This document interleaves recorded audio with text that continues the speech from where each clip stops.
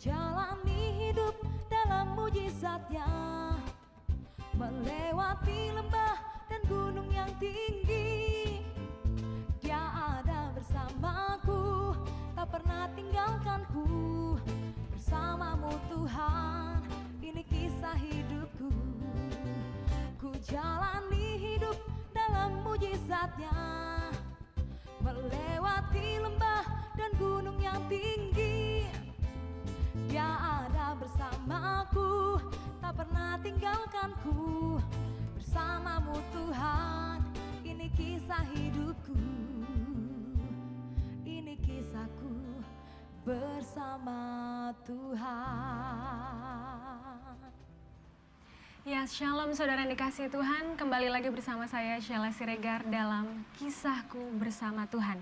Nah saudara, percayakah Anda bahwa Allah yang kita sembah adalah Allah yang sangat mengasihi kita dan juga menyertai kita dalam hari-hari kita.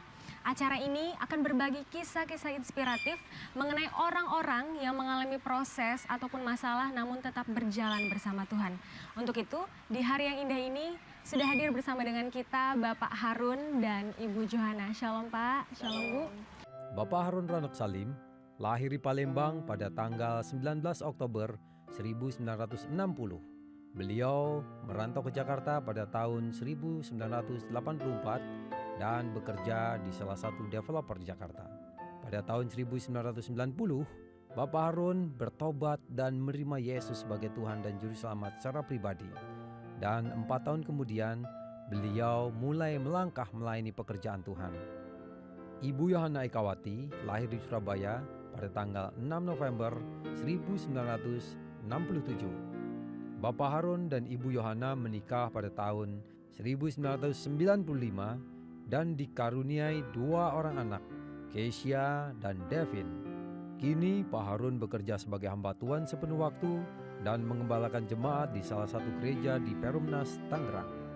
Boleh diceritakan sedikit Pak, apa permasalahan yang Bapak alami ini Pak? Ya, saya mau ceritakan, menyaksikan perjalanan hidup saya bersama Yesus. Bersama dengan Yesus. Mungkin apa yang Bapak alami? Masalah seperti apa gitu Pak? Ya, tanggal 5 November tahun 2011 saya mengalami ledakan gas di rumah.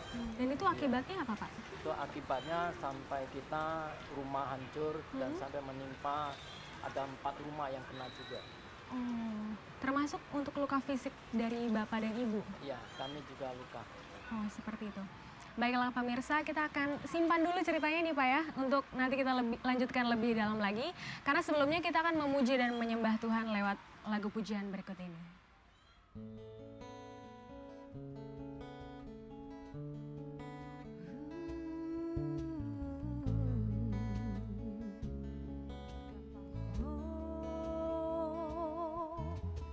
Walau ku harus berjalan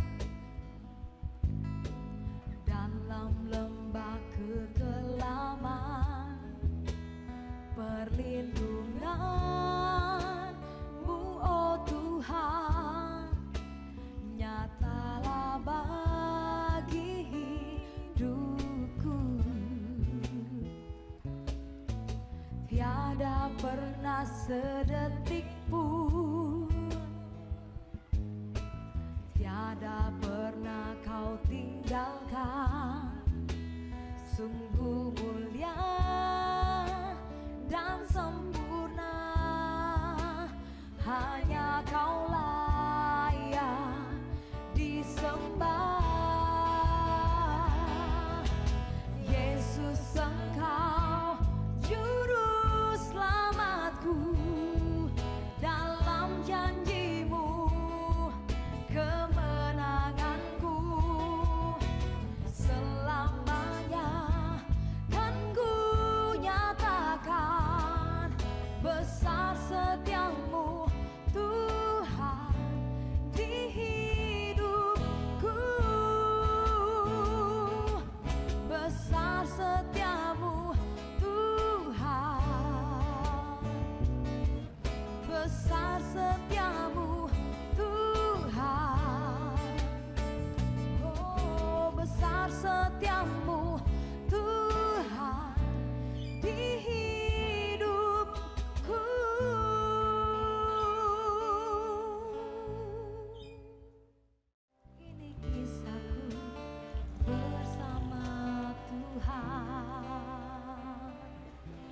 saudara kembali lagi dalam program acara Kisahku Bersama Tuhan yang akan berbagi kisah-kisah inspiratif. Dan seperti yang sudah kita singgung sebelumnya bahwa sudah hadir Bapak Harun dan juga Ibu Johana yang akan berbagi kisahnya. Kalau mungkin tadi sudah disinggung sedikit, ya kan Pak, mengenai apa yang Bapak alami, kecelakaan kompor gas. Ledakan, ya. Itu Bapak boleh ceritakan secara singkat nggak Pak? Bagaimana sih itu kisahnya? Kejadiannya kapan, di mana, dan bagaimana Pak? Iya. Jadi kejadian itu pada waktu tanggal 5 November 2011. Kebetulan pas hari itu adalah kita mau pergi berdoa bersama-sama dengan para pemimpin rohani kita. Berdoa. Ya, jadi pada pagi hari istri saya udah mempersiapkan diri untuk memasak. Jadi dia waktu itu masuk ke dalam dapur, lalu dia mendengar ada suara tabung gas itu ada bunyi. Lalu dia memanggil saya untuk membetulkannya. Lalu saya keluar, saya membetulkan dan memperbaiki semuanya udah oke, jendela udah kita buka. Nah, karena istri saya biasanya pagi hari itu masak mempersiapkan untuk anak-anak sekolah. Jadi hari itu juga mempersiapkan untuk anak-anak kami supaya nanti kita pergi mereka bisa makan. Lalu tidak menyangka bahwa secara tidak sengaja itu kompor dinyalakan. Jadi dalam waktu 1 detik itu gas itu langsung meledak. Gasnya langsung meledak ketika satu kali. Ibu menyalakan? Oh gitu, seperti itu. Lalu ketika gas itu meledak, apa yang Bapak rasakan gitu? Yang terlintas dalam pikiran Bapak saat itu? Di dalam pikiran saya itu saya tidak langsung menyalahkan kenapa Tuhan itu terjadi atas hidup kami. Di dalam pikiran saya cuma berpikir bahwa Tuhan itu sempurna. Tuhan itu tidak pernah salah. Yang salah adalah manusia. Ya benar Pak. Jadi waktu itu langsung saya mengucapkan ampuni saya. Itu Ampuni langsung saya. kata-kata itu Spontan. yang langsung terlintas. Langsung sepintas itu spontan langsung ngomong ampuni saya, tolong saya. Lalu kami teriak, Yesus, Yesus, Yesus. Oh seperti itu. Itu kalau Bapak, kalau Ibu gimana nih Bu? Ketika Ibu menyalakan kemudian spontan meledak seperti itu, apa yang Ibu alami, apa yang Ibu pikirkan gitu? Kalau saya ya karena saya menyalakan kompor, saya cuma hanya melihat api itu ke arah saya. Nah setelah itu saya nggak tahu lagi kejadiannya seperti apa. Ledakan pun saya nggak mendengar, gitu.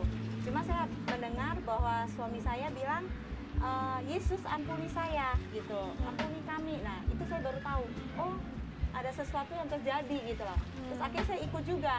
Saya bilang, Yesus tolong, Yesus tolong, Yesus tolong. Hanya itu aja yang terpintas dalam pikiran bahwa kata-kata Yesus itu spontan langsung keluar. Jadi tidak ada dalam pikiran Bapak atau Ibu, karena kan mungkin secara manusia gitu, apalagi Bapak tujuannya mau berdoa pagi itu. Betul. Mungkin ada perasaan, apa saya ini berdosa gitu ya, kok bisa-bisanya saya mau berdoa tapi malah ngalamin kejadian seperti itu gitu. Oh, nggak ada Tidak ada perasaan sama seperti sekali. itu, cuma ya kita hanya minta tolong sama Tuhan Yesus saja. Dampaknya dari ledakan itu apa sih Pak?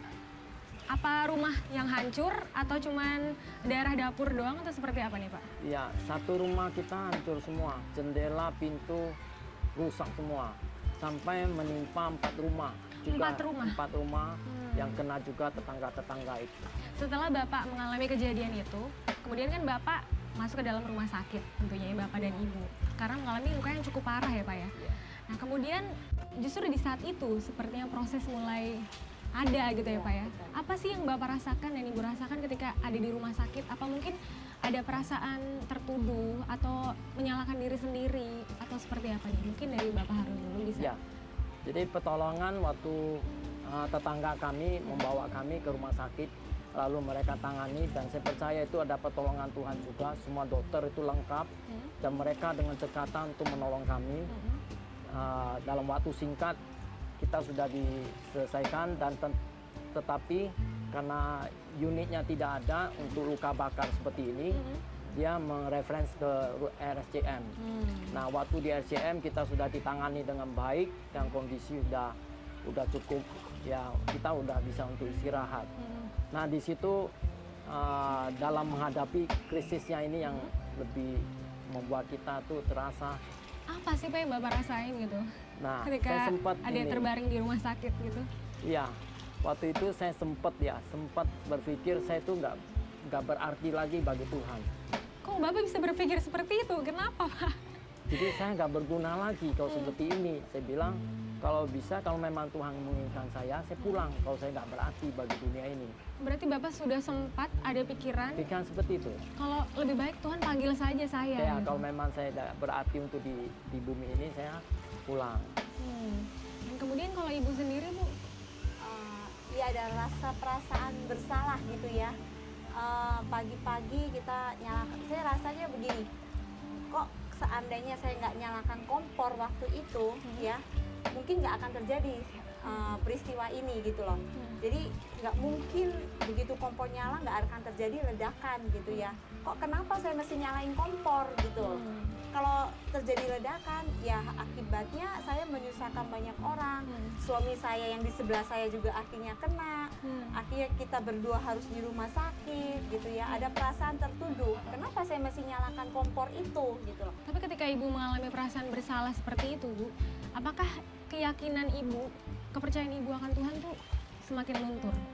Enggak, di rumah saya sakit waktu itu sempat berpikir seperti itu ya. Kemudian Ibu berarti sempat terpikir. saya sempat terpikir bahwa kok saya bisa melakukan hal seperti ini gitu ya. Sampai aduh bagaimana ya dengan suami yang begitu kritis gitu keadaannya gitu ya, anak-anak juga nggak terurus gitu ya. Ya, Tapi bentar, Bu. satu Mohon maaf Ibu, berapa lama di rumah sakit dengan Bapak? 20 hari kami di rumah sakit ya. Memang Tuhan sudah mempercepat kita penyembuhannya luar biasa ya.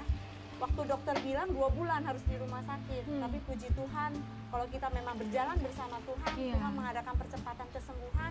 20 hari kami di rumah sakit. Cuma ada rasa, ya itu yang rasa tertuduh itu memang ada di hati ya. Tapi ada sesuatu yang Tuhan ingatkan gitu. Seperti Ayub mengalami satu kesusahan, dikatakan bahwa masakah kamu menerima hal-hal yang baik aja, sedangkan yang buruk kamu nggak mau terima. Nah di situ saya mulai bangkit lagi, saya bilang Tuhan aku bersyukur padamu, saya mengucap syukur kalau memang ini kau izinkan, saya yakin dan percaya mujizatmu itu masih ada. Amin. Pasti ada kesembuhan. Amin. Jadi disitulah selama 20 hari Bapak dan Ibu berjuang.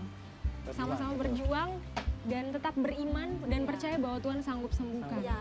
Nah itu kalau itu dari Ibu dan Bapak sudah tetap memilih untuk percaya pada Tuhan, saya akan bertanya lebih lanjut lagi nih Bu, tapi sepertinya kita harus jeda dulu untuk pesan-pesan yang berikut ini. Tetap dalam Kisahku Bersama Tuhan. Kisahku bersama Tuhan. Shalom saudara, puji Tuhan kita hari-hari ini sedang berada dalam tahun 5773 secara penanggalan orang Yahudi saudara, yang disebut dengan tahun Ain Gimel.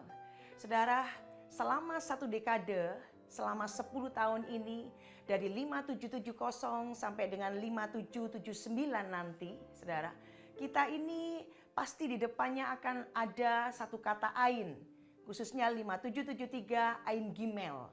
Nah saudara, Ain itu berarti tentang tahun mata. Artinya mata siapa gitu saudara. Yang pertama itu berbicara tentang mata Tuhan. Mata Tuhan yang terus mau memandang saudara dan saya. Terus mau menasehati, terus mau memimpin saudara dan saya. Seperti yang ada dalam Mazmur 32 ayat yang ke-8. Dan saya percaya kita semua mau dituntun, dibimbing, dinasehati sama Tuhan. Nah saudara, buat kita yang mau dituntun sama Tuhan, saudara, kita yang kedua, mata kita harus hanya senantiasa tertuju sama Tuhan. Saudara, saya percaya ke depan ini, khususnya dalam 10 tahun ini, saudara, dalam tahun Ain Gimel, Ain berbicara tentang tahun mata, biar fokus saudara dan saya itu hanya Tuhan Yesus. Bagaimana kita senangkan hati Tuhan, bagaimana kita cintai Tuhan, nomor satukan Tuhan, taat sama Tuhan. Dan saya percaya dalam tahun ini saudara, kita akan lihat waktu kita hanya fokus senangin Tuhan, kemuliaan Tuhan, berkat Tuhan, perkenanan Tuhan turun dalam hidup saudara dan saya. Tuhan berkati. Ini kisahku bersama Tuhan. Iya pemirsa, tadi kita sudah berbincang-bincang sebelumnya dengan Pak Harun dan Ibu Johana mengenai apa yang mereka alami. Khususnya di saat-saat kritis ya Pak, di saat proses. Dimana Pak Harun tadi merasa bahwa dirinya sudah tidak berguna lagi dan lebih baik Tuhan ambil saja nyawanya Pak Harun. Dan kemudian Ibu juga merasa bersalah, menyalahkan diri sendiri. Nah namun ada nggak sih Pak intimidasi yang datang dari luar? Mungkin ada orang lain atau mungkin berupa roh-roh atau seperti apa? Mungkin Ibu bisa terlebih dahulu menceritakan, Bu. Kalau intimidasi dari orang lain ya emang ada ya. Saya sempat mendengar bahwa mereka itu sempat sampai ke telinga saya bahwa peristiwa yang kita alami ini adalah merupakan hukuman dari Tuhan. Dan itu sungguh melemahkan iman saya gitu ya. Saya sempat berpikir, Tuhan apa betul kamu menghukum kami gitu ya. Dan kemudian saat Ibu mendengar itu dalam posisi ketika Ibu ada di rumah sakit gitu, Iya, seperti ada di itu. rumah sakit. Itu kemudian bagaimana iman Ibu terhadap Tuhan nih? Mulai semakin menurun? Pada saat itu ya iman saya juga turun gitu ya, down banget gitu ya. Karena pertama saya udah menyalahkan diri saya. Kedua saya mendengar bahwa ini hukuman dari Tuhan. Itu benar-benar buat saya udah nggak ada harapan lagi gitu loh. Benar-benar udah down banget gitu. Kalau dari Pak Harunnya sendiri bagaimana Pak? Intimidasi yang datang terhadap Bapak? Selama saya ada di rumah sakit, memang menghadapi kena ada sakit, panas, dingin itu ya. Saya ada intimidasi dari roh. Jadi ada binatang-binatang yang akan menyerang, membuat kita takut. Oh itu Bapak melihat sendiri dengan mata Melihat kepala sendiri? mata Secara alam roh gitu jasmani, Pak? secara mata jasmani bisa melihat. Nah lalu bagaimana Bapak bisa bertahan dalam kondisi seperti itu Pak? Tentunya ketika dalam proses seperti itu kan, pastinya ada sesuatu hal yang harus membuat Bapak untuk bangkit kembali. Apa yang Bapak pikirkan saat itu Pak? Selama saya ada di rumah sakit, saya percaya ada banyak orang berdoa untuk kami ya. Jadi setiap hari Tuhan sendiri sudah melawat, membalut kita dengan kasih-Nya. Jadi saya lebih banyak menangis. Bapak menangis karena meratapi nasib atau apa nih Pak? Menangis karena kasih Tuhan itu. Ya, kasih Tuhan yang terus membalut saya, yang membangkitkan saya kembali. Pelan-pelan naik. Jadi semakin percaya Tuhan ada bersama dengan kami. Kalau Ibu, Bu? Ya, saya merasakan ya masih banyak orang-orang yang peduli sama kami berdua ya. Setiap hari banyak sekali orang yang mengunjungi kami dan berdoa untuk kami gitu ya. Dan itu yang membangkitkan iman kami gitu ya. Mereka berdoa, mereka nggak boleh masuk, tapi mereka bisa berdoa gitu loh buat kami ya. Baiklah, dan kemudian Pak, di masa-masa Bapak yang mendapat setiap hari kasih Tuhan dan semakin intim dengan Tuhan, apa mujizat yang Bapak alami nih Pak? Iya, waktu Tuhan selalu membalut kasih saya, yang secara spontan membangkitkan iman saya bangkit, itu saya mendengar suara anak saya berteriak. Jadi anak saya yang namanya Devin masih kecil, ya umur sekitar 11 tahun ya. Saya dengar suaranya jelas sekali, dia panggil, "Papi!" Di situ saya kayak terbakar. Roh saya akhirnya saya bangkit, saya percaya. Dan di situ mujizat terjadi, apa yang dikatakan oleh dokter, harusnya berapa bulan, 2 bulan harus ada di rumah sakit. Tapi Tuhan melakukan satu mujizat, 20 hari kita sudah bisa pulang ke rumah. 20 hari sudah bisa pulang, mujizat yang sungguh luar biasa. Dan kalau saya juga di sini secara pribadi nih Pak, saya melihat kondisi Ibu dan Bapak sekarang, wow luar biasa sekali, seperti orang yang nggak pernah mengalami ledakan dari gas itu. Ibu sendiri setelah mengalami kesembuhan itu bagaimana Bu? Ya luar biasa banget ya, Tuhan udah buat mujizat yang benar-benar luar biasa ya. Luka bakar Tuhan sembuhkan, Tuhan pulihkan. Bahkan yang saya takutkan tuh di muka ya. Kalau luka bakar, ya gimana lah muka ya bisa sembuh atau tidak ya. Tapi ini luar biasa, Tuhan buat sungguh ajaib, benar-benar ajaib. Muka kami berdua pulih, benar-benar pulih gitu ya. Semakin mulus malah ya. Mulus. Ya itulah kalau kita memang terus ya mengandalkan Tuhan, terus berjalan sama Tuhan, nggak melupakan Tuhan, terus berharap sama Tuhan. Apapun masalah yang kita hadapi gitu ya, Tuhan pasti turun tangan lah, kasih Tuhan Amin. buat mujizat yang Amin. luar biasa. Amin. Pak, boleh Bapak dan Ibu mungkin memberikan kesimpulan buat pemirsa yang ada di rumah. Mungkin ada pemirsa di rumah yang saat ini mungkin mengalami hal yang sama dengan Bapak Ibu. Mungkin bukan sama kasusnya, tapi mungkin mengalami proses ataupun mengalami masalah. Kira-kira apa yang ingin Bapak sampaikan? Mungkin secara singkat saja, Pak. Ya, saya percaya bahwa Tuhan Yesus sangat mengasihi kita semua. Amin. Bagi kita yang percaya kepada Dia, apapun masalah kita, pergumulan kita, biar kita tetap ada di tangan Tuhan. Amin. Tuhan punya rencana yang terbaik. Masalah kita di keuangan, kesehatan, masalah hubungan suami istri, Amin. atau masalah pekerjaan, kalau kita percaya sama Tuhan Yesus, ada jalan keluar. Amin. Nah, saudara sudah dengar sendiri tadi bagaimana kisah inspiratif dari Pak Harun dan Ibu Johana. Dan untuk itu kita akan minta didoakan oleh Bapak Harun ya Pak. Baik. Untuk pemirsa sekalian yang ada di rumah. Baik, para pemirsa, kami rindu untuk berdoa untuk para pemirsa. Mungkin hari-hari ini punya pergumulan masalah, baik itu masalah keuangan, kesehatan, atau hubungan suami istri, pekerjaan. Mari kita datang sama Tuhan. Mari kita bagi para pemirsa untuk mengangkat tangan kepada Tuhan, kita sama-sama untuk berdoa. Bapa kami yang di surga, kami bersyukur Allah kami yang luar biasa mengasihi kami semua ya Tuhan. Engkau lihat setiap anak-anak-Mu di hadapan-Mu, mereka angkat tangan, mereka angkat tangan menandakan mereka percaya kepada-Mu Tuhan. Mereka angkat tangan, mereka menerima Engkau sebagai Tuhan dan Juru Selamat. Dan Engkau sendiri akan mendengar akan pergumulan mereka. Baik masalah mereka di dalam keuangan, kesehatan, hubungan suami istri, dalam pekerjaan mereka Tuhan. Kami berdoa di dalam nama Yesus, Engkau pasti tolong mereka ya Tuhan. Engkau akan berikan jalan buat mereka, berikan hikmat marifat-Mu ya Tuhan. Bagi setiap mereka ya Tuhan, supaya mereka boleh mengalami lebih lagi di dalam Engkau Tuhan. Kami percaya perjalanan hidup kami bersama Engkau ya Tuhan. Amin. Ada mujizat ya Tuhan. Amin. Bersama dengan Engkau ya Tuhan. Ada sukacita ya Tuhan. Bersama dengan Tuhan.